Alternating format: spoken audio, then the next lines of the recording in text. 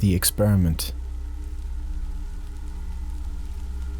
The darkness shadowed her as she stumbled through the forest, her heart pounding in her chest. She had been running for what felt like hours, but she didn't know where she was going or what was hunting her. All she knew was that she had to keep moving. As she ran, she heard the sound of twigs and leaves rustling behind her, growing closer with each passing moment. She dared not look back, for fear that whatever was chasing her would catch up. She came to a clearing, and in the centre stood a large, decrepit mansion. The moon shone down, casting an eerie glow over the broken windows and peeling paint. The front door creaked open, and she stumbled inside, her legs giving way beneath her. She lay for what felt like an eternity, head spinning, gasping for air and listening for sounds of whatever was chasing her. The door slammed shut. The sound of footsteps echoed through the halls. She stumbled to her feet, ran, and wouldn't look back. She heard the sound of something large being dragged across the floor behind her, getting closer and closer. Then it fell silent. Were they gone? Was she alone in the dark? She screamed for help, but there was no answer. She felt she was trapped, and the hunter was playing a game.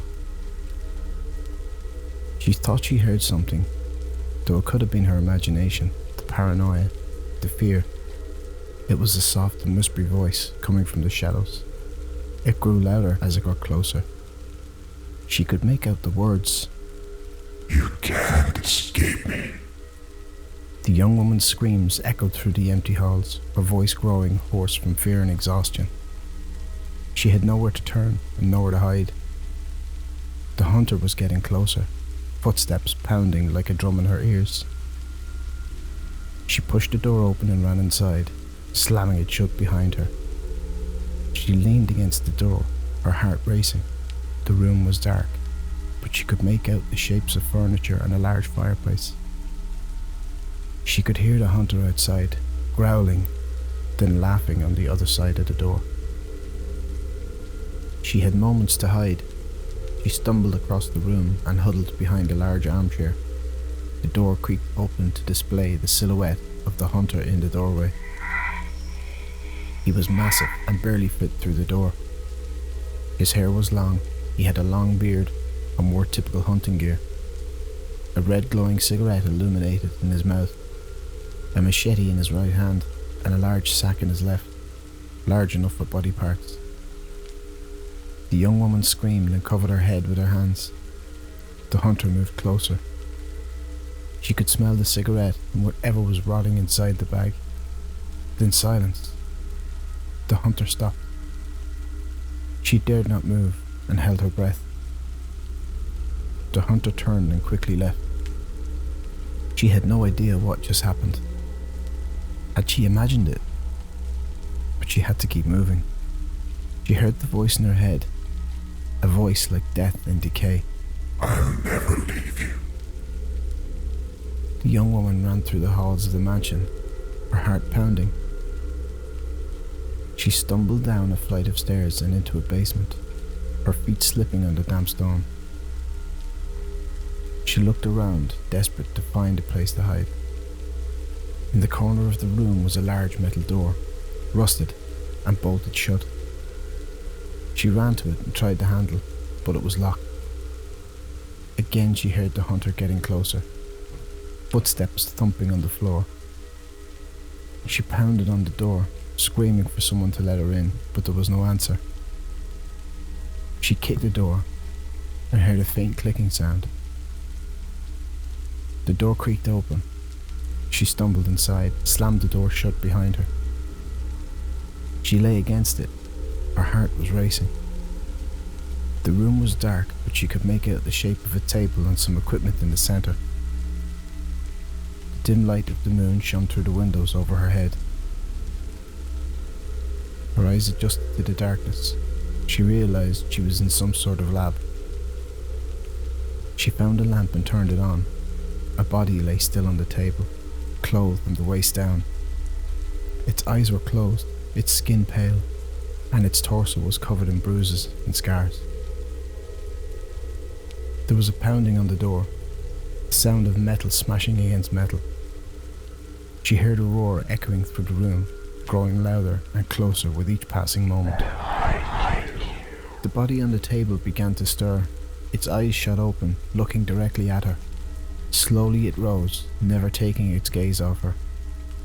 Welcome, It said, its voice a familiar whispery hiss. you're just in time. The young woman screamed as the door crashed open. She was trapped, with nowhere to turn and nowhere to hide. She knew she had fallen into a nightmare from which she would never escape. The young woman backed away from the hunter and the body, her heart pounding. Her chest tightened and her mind raced as she tried to find a way out. Some sort of panic attack, but she needed to regain her focus. But there was nowhere to go. The door was blocked by the hunter, and the windows were high above her head, out of reach. The body on the table stood up, its dead eyes fixed on her. It was a twisted, otherworldly thing, with skin stretched tight over its bones, and eyes that felt like burning coals. The smell of disease and rotten flesh was overwhelming. You're going to be part of an experiment. It hissed. You'll help us unlock the secret. The hunter stepped forward and raised his machete into the air. The young woman screamed and backed away, but there was nowhere to go. The lights in the room flickered and then blew out. The room was plunged into total darkness. The young woman was left alone in the dark, unable to see the hunter or the body. The young woman's screams echoed through the lab as the hunter and the body moved closer. She stumbled backward, her heart pounding in her chest, her mind racing as she looked for a way out. Just as the hunter was about to strike, the door burst open and a figure appeared. It was a man, the scientist, his face twisted in anger. What are you doing? He yelled, brandishing a strange device. Get away from her. The hunter and the body hesitated. The machete dropped by his side. The scientist advanced on them, holding a device glowing with a strange energy. I won't let you hurt her. He said, his voice shaking with rage. I'll do whatever it takes to protect her. With a surge of energy, the scientist aimed his device at the hunter and the body. They shrieked and recoiled, their forms twisting and contorting. Their mouths foamed, and their bodies were sent into convulsions. The young woman watched in horror as the hunter and the body were consumed by the energy of the device, until there was nothing left but a pile of flesh and bones on the floor. The scientist turned to her, his face softened. Are you all right? He asked. She nodded, her eyes wide with shock. What was that? She asked, her voice trembling. The scientist sighed. It's a long story, He said. but for now, let's just say that you're safe. He took her by the hand and led her out of the lab and into the night. They walked in silence, only the sound of leaves under their feet.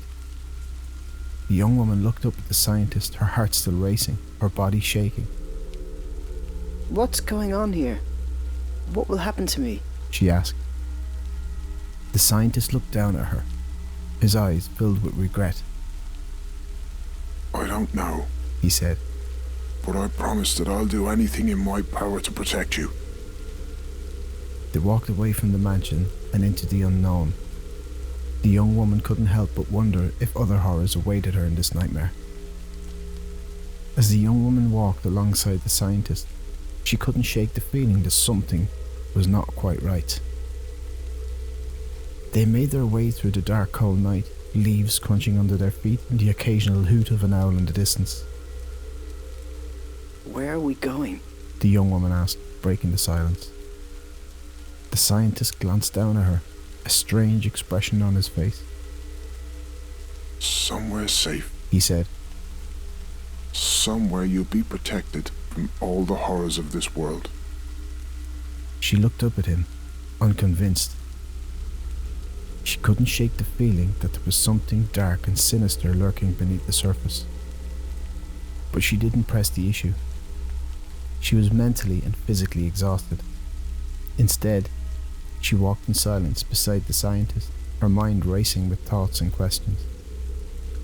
As they made their way through the forest, the young woman noticed that the scientist seemed to know the way, as if he had been this way 100 times before. They emerged from the trees and into a small clearing. She saw a strange building in the distance. What is that? She asked, her voice filled with trepidation. That is our destination, and we must hurry. The young woman followed the scientist up the steps to the building. She could feel the weight of an unknown terror pressing down on her. Something wasn't right. But she pushed the feeling aside and stepped inside the building, her hand clutching the scientist's arm. She felt she had seen this place before. Was it the same lab where she had been attacked by the hunter in the body? Where she had been saved by the scientist just an hour ago? But as she looked around, it dawned on her that the scientist was the mastermind behind all the horrors she had faced. He was the one who had performed the experiment, and the reason she had been hunted to begin with. And as the young woman turned to face the scientist, he looked at her with a cold, calculated expression. You're not going to hunt me, she said, her voice shaking. The scientist smiled, a twisted smile that sent shivers down her spine. The young woman backed away from the scientist, terrified. She knew she was in grave danger. She needed to get out. But as before, there was nowhere to go. The door was blocked, and the windows were out of reach. She was trapped. As the scientist approached the young woman, she could see the madness in his eyes, the thrill of the experiment taking hold of him.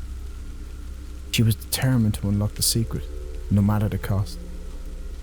And the young woman was his latest test subject. She tried to run, to escape the clutches of the scientist, but he was too quick. In a moment, he was upon her, his hands wrapped around her throat. She struggled, fighting with all her might, but he was too big, too strong. His eyes filled with a twisted glee, he tightened his grip, slowly squeezing the life out of her. As the young woman's vision began to fade, she saw the scientist raise a scalpel, ready to perform the final experiment. She tried to scream, but his grip was too tight. The scalpel was already descending, ready to carve into her flesh. Her eyes filled with tears, her vision blurred, and the room went dark.